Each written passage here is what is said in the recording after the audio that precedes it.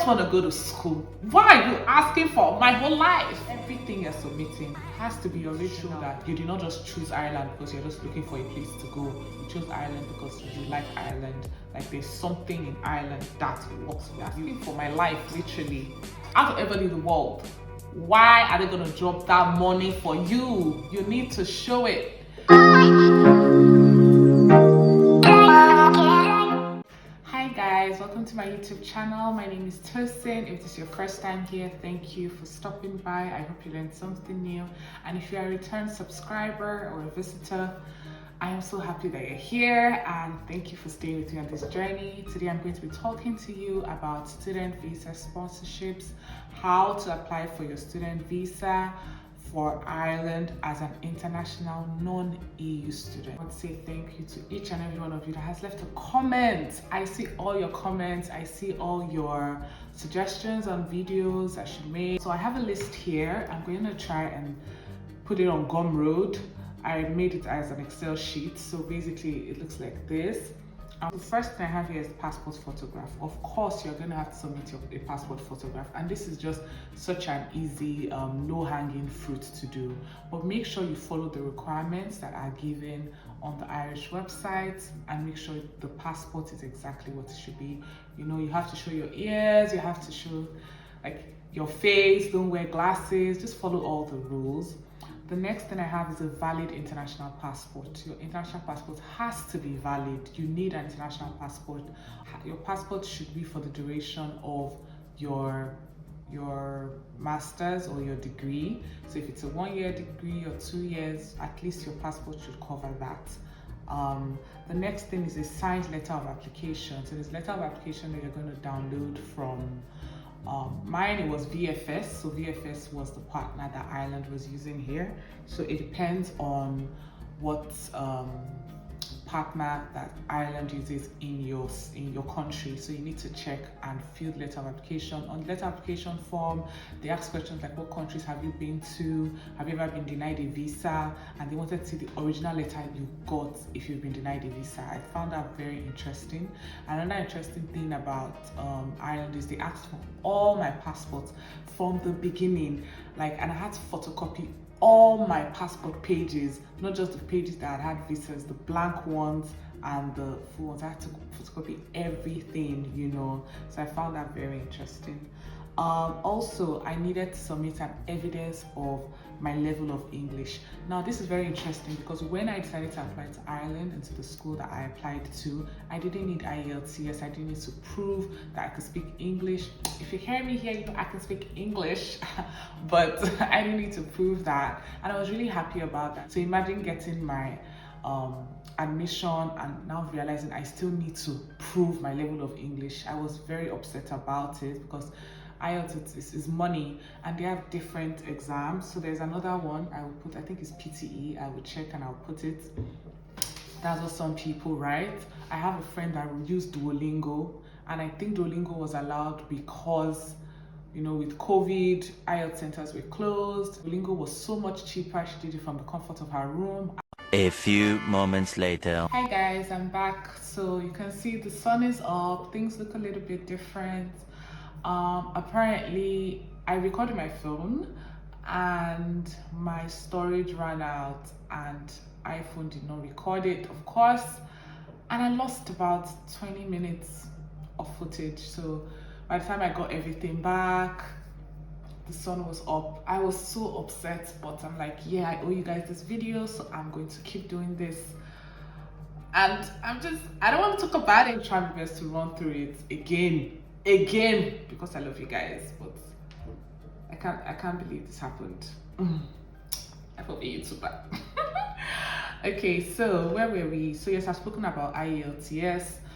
It just depends on what works for you, but literally please check the website so you don't go and write an exam that doesn't go with what they need. And then if you choose to do the IELTS, you need to do IELTS academic, not IELTS UKVI, not IELTS general. It has to be IELTS academic.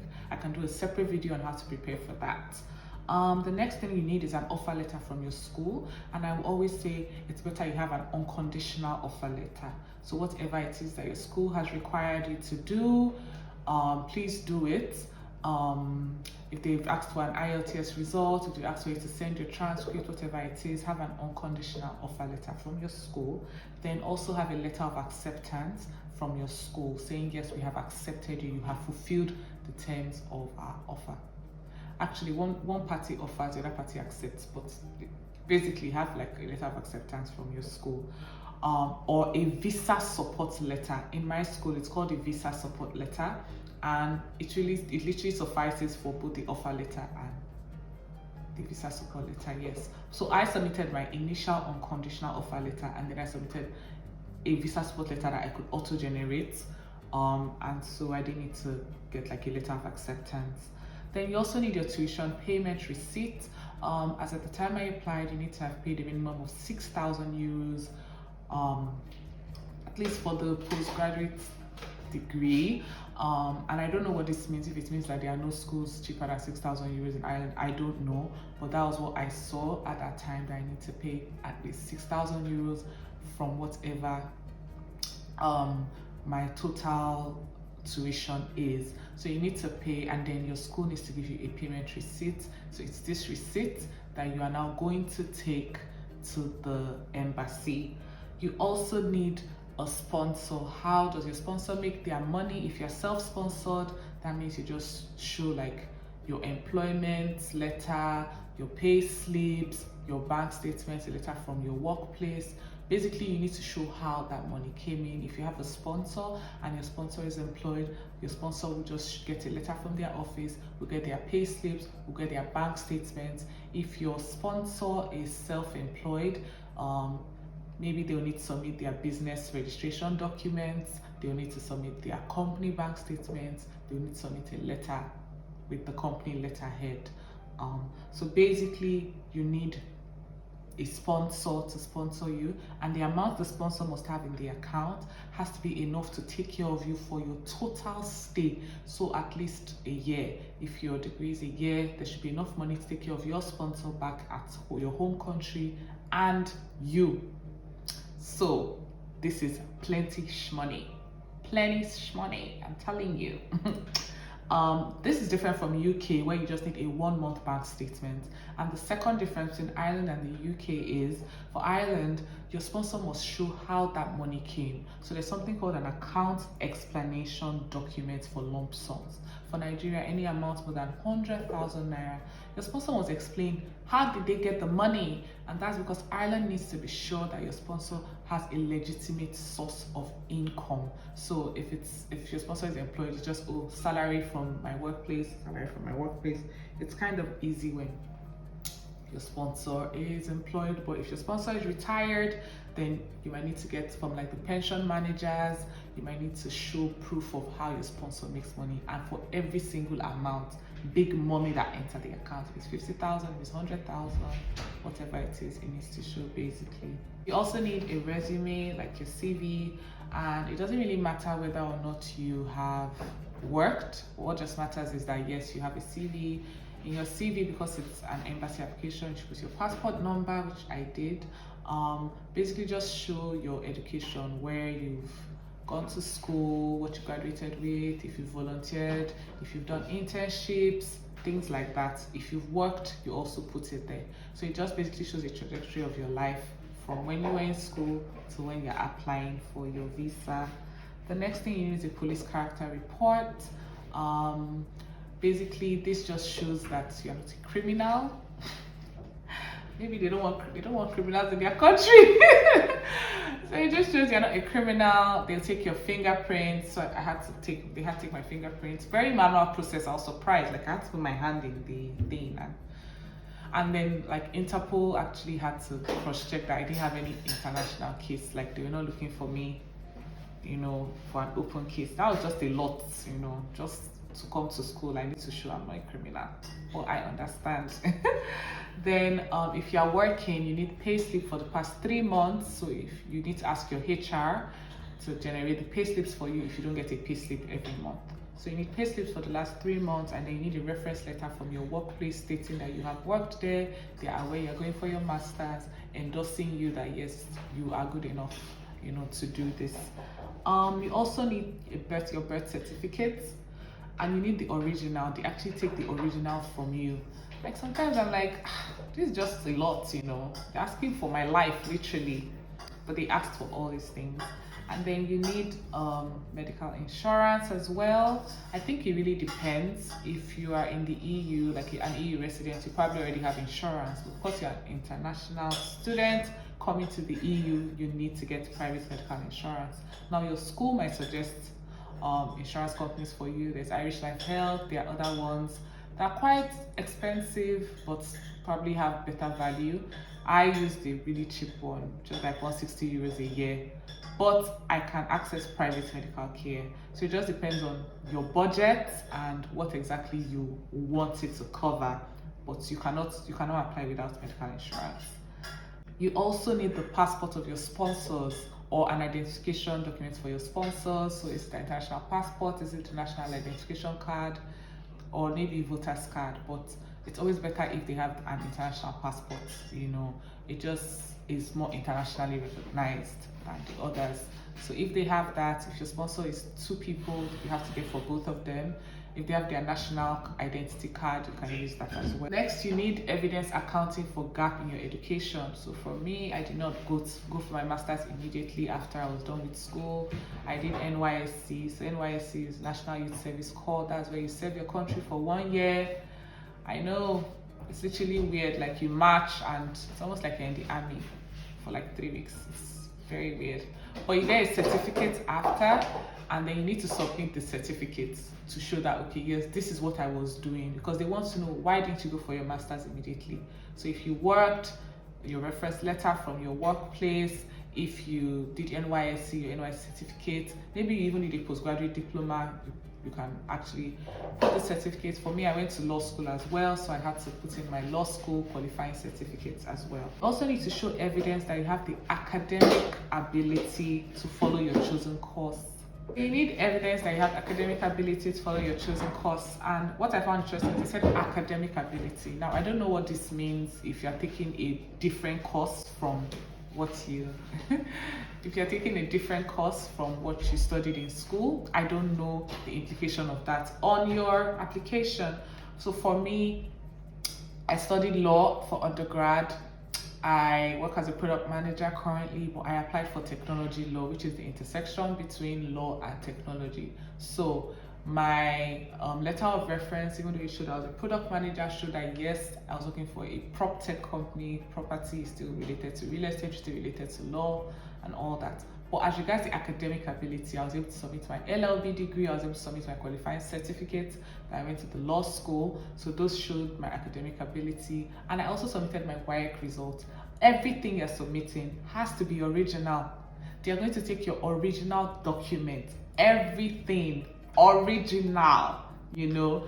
I submitted my transcripts as well, but I didn't need to get official transcripts. I just used the student's copy that my school gave me. That's what I used, you know. Then you also need an affidavit, a court undertaking by your sponsor saying that yes, I am going to sponsor this person. The affidavit is going to show their relationship with you. Are you their child? Are you their niece? Are you their nephew? Why are they sponsoring you? Why are they sponsoring? Out of everybody in the world, why are they going to drop that money for you? You need to show it. So the affidavit states, okay, we have paid this sum, you know, the 6,000 euros, and we are stating that we would pay the balance. We are stating that we are going to take care of her or him. We're going to send them allowance, and they will not be a burden to the state. And then this affidavit needs to be notarized. I would always say go with a notary public, because notary publics are internationally recognized. And then you need a passport photograph of your sponsors and yourself on the affidavit as well. You now need a sponsorship / consent letter. Again, I know you're like, what is it? I just want to go to school. Why are you asking for my whole life? I don't know the reason, because I'm like, I know certainly like you shouldn't be able to forge an affidavit. That's like a criminal offense. But this consent letter or letter of introduction is where your sponsor basically introduces themselves, states their relationship with you, states how much they believe in you, states why they want you to go to Ireland for school, state that they're going to take care of you, pay your fees and all that. So affidavits are usually like templates, I will, while the consent letter allows them more room to express themselves. So it's like it's a letter of introduction through consent letter. So your sponsor has to sign that as well. Then your personal bank statements. I don't know if it's because I was working before I came, which is why they asked for my personal bank statements. I don't know. But you need to confirm. But for me, I had to submit my personal bank statement. So what I submitted was my salary account. And to be honest, I didn't really have that much money in it, but it showed inflow. So submit a bank statement that money enters that you are actively using. And if you are working, submit your salary account bank statement so it shows influx of money, even though you have a sponsor, even if your sponsor is different and separate from you, you know. Tax paper. Does your sponsor pay taxes? Does your sponsor, because look, if you can't come to Europe and be doing anyhow. They need to know that where you are coming from, you behave yourself, you're a good boy or a good girl. So your sponsor has to pay taxes. If your sponsor is employed, better. The company hopefully was paying the pay as you earn tax, or yeah, it's called pay. So the tax paper for me, I was living in Lagos State, so from LIRS, my sponsor had to give me that. Then Telex. Now this part is very important. Telex is like a paper, and it's like they use typewriter to type it. But literally, it's what you get when you pay your fees. It's proof that the money has been transferred. This is why I'll say when you want to pay your fees, the 6,000 euros, please go through a bank.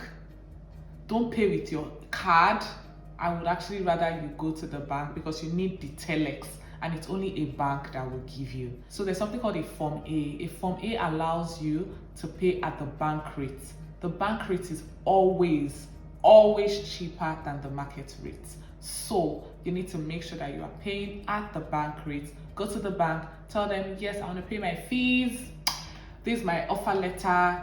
So can you help me pay my school fees? And there's a limit that every student has per quarter. It's $12,000 per quarter. That's the limit by the Central Bank of Nigeria. So I don't know about other countries, but for Nigeria there's a limit. So go with your sponsor, give them whatever they need, and let them pay at the bank rate. You save at almost like 200 naira per dollar if you pay with bank rate and use Form A. And now Form A is now online, so you don't even need to walk into a bank. You can do it from your house, and then you get your Telex. You also need to realize that you need to give it time to go there. It takes a while. They say FCMB.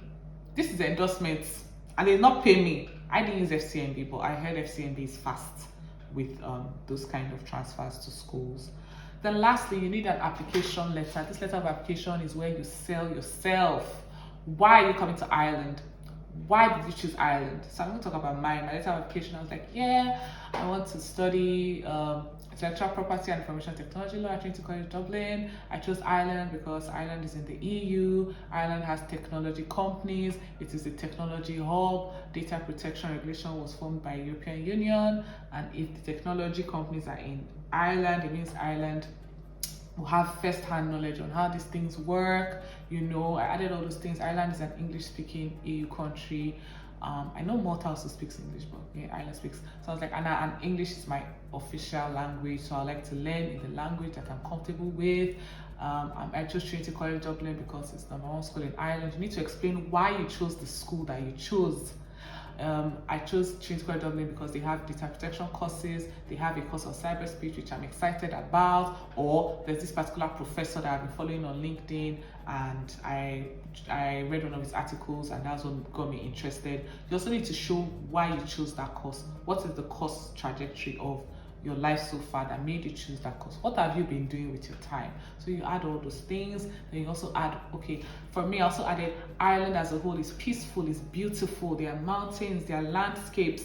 You can even say, I don't know, Oscar Wilde came from here and Oscar Wilde is my role model. I don't know the reason, but literally you need to sell yourself, and you need to show that you did not just choose Ireland because you're just looking for a place to go. You chose Ireland because you like Ireland. Like there's something in Ireland that works for you. Then there are also boilerplate clauses, that's what we call it in law, but there are some clauses that must be in your letter of application where you basically state that I will not be a burden to the state, I will not use public funds. So you need to go through the website, see all those things and add them. You need proof of accommodation. Where are you going to live?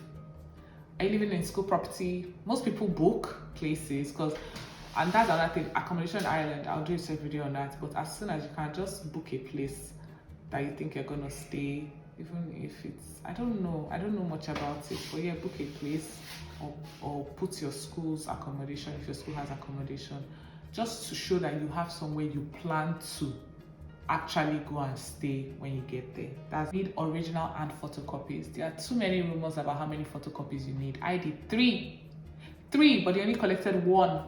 You can play it safe and do multiple, but just know the cost. And please don't photocopy near the embassy. It's always going to be more expensive. Make sure you arrange all your documents at home, photocopy it at home. For your passports, they want all your passport booklets, the formal ones, and they want all the pages, not just the pages where you have visas, all the pages. So if you have a 32-page passport, if you have 5 passports, you're going to photocopy it original, colored, and then black and white. Minimum, I think you should have colored and black and white. They might take only one for all the documents that I have listed. So it's a cumbersome process, and you need to start early enough to give yourself time to do these things right, you know. So I'm going to share this with us. I'm going to put it in the description box, the list and the website, the Irish website, where you can get first-hand information as well. So I have like the date I plan to start, the proposed date of completion, whether I've done the original and photocopies, and then the status, you know. Also, you need to know the duration it takes for your country. For Nigeria, it takes 5 to 6 weeks to hear back from them. There is literally no priority service, and it takes about 2 weeks for your money when you pay your school fees for you to get to is it 2 weeks? For some reason, for them to process it and for you to get to your school, plus Telex. So literally, if your school resumes in August and you need more or less 8 weeks, you need to know that you should submit by May. So give yourself June, July, and then August it comes out. I got lots of questions about whether you should use an agent or not. I think it just depends on your preference. I don't think it's my place to tell you whether or not you should. It depends on the kind of person you are, how meticulous you are, if you need guidance, if it's things you can do on your own, if you can do your research and all that. I had an agent, and I'm not going to lie, like, it was a very weird experience. I feel like I did not set the expectations with my agent. At the end of the day, I did all the drafting of the documents by myself. I signed everything myself. I arranged all my documents. She helped me in the sense that she told me, oh, this is a cheaper alternative for insurance. And that was value, because I would have paid the 1,000 euros that my school suggested, and she gave me 160 euros. So whatever I paid her cannot compare to just that information that I did not have. But I've had friends that used agents, and the agents did everything for them. But for me, I had to do the affidavit myself. I had to go to the police station myself. My agent was not there the day I went for my visa interview. It was so weird because other people, their agents were there. But she was really nice to me. But I guess maybe we were not really clear on the expectations. She never really pushed me to apply. I was like, I'm ready to apply. Please give me a date. Time is going. You know, she was very laid back. But she gave me like some templates that helped a bit, but I had to like still do all the work. And then she reviewed my agreement at the end of the day and was like, okay, add this, add this. It wasn't too bad. But if you think getting an agent means you're not going to do the work, then be sure of the agent you're getting, because you will do the work, because they don't know why you want to go to Ireland. They're going to write that letter by yourself. They might not draft the affidavit for you. They might not draft most of these letters for you. You will still do the work yourself, you know. So agents doesn't mean that you're just going to lay back and sleep. It just depends on whether you want an agent or not. Lastly, I'll just talk about my visa process. The day I went, in the morning, I did not meet anybody. I didn't have an interview. They were just, when I got in, they gave me a list and said, arrange your documents in this format. And I did that, photocopy and original. But even though they've given you a list and they've told you to arrange it in that format, the list might not have all these things like sponsorship, introduction, letter of introduction, and all those things. add all those things. After arranging the list, add all those supplementary documents, because when you get to the front of the till, they'll ask you, is this all you have? Do you have any other documentation that you want to submit to support your application? And this list I'm giving you is the list that was given to me by my agent, who had basically done it a couple of times. Yeah, so at least out of this list, I know that the list that they gave me had like 18 things, and this list has 27 because of how my sponsor wasn't employed, my sponsor was retired, so I needed more documentation. And because I was working, I needed more documentation. If you are just going straight from university, you might not need that much. But yeah, so arrange it according to whatever they give you. When I was there, I don't know if it's because of COVID, but I didn't have like a physical interview with anybody. They just took all my documents, put them in a file, and then I went to the next step, registered with my UPS. So they registered my UPS address and all those things for return. Then I did my biometrics, then I left, and that was the end. I didn't hear, okay, I got a mail or something like, yes, I think I got a mail, but that was it. So there's a website that I was always checking. They give you an application number, and then I think every week Ireland, the website would bring out the list of the applicants they've reviewed, and you see approved or refused. And then if it's approved, in a few days or maybe the next day, you get a call from a delivery guy. Hello, I have your document. And then you pick your documents, and then you see your passport, your visa. By the grace of God, you're all gonna get it. Yeah, so that was my experience at the visa office. I was so nervous, but I didn't talk to anybody, did what I had to do, I left. And mine came out in about 5+ weeks. Those 5 weeks were so, like, there's no priority service. I was so anxious, just waiting and waiting and waiting. But that's it. That's the process. I hope you enjoyed this. Thank you so much. I'm gonna be waiting for your comments. Drop your questions, because I know you will have questions, and I'll do my best to answer them. Please start early. Start early. Do your IELTS as early as you can, or your Duolingo or your PTE. I don't know the other one. I'll check.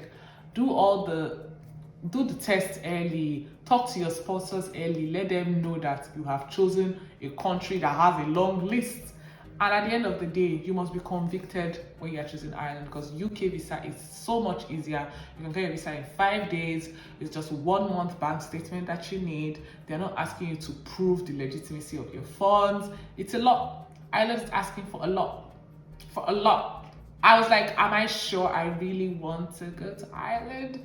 What is all this? But I was convicted. Like, I knew that this is the country that I want to go to. This is the school that I want to go to, you know, so I put in the work.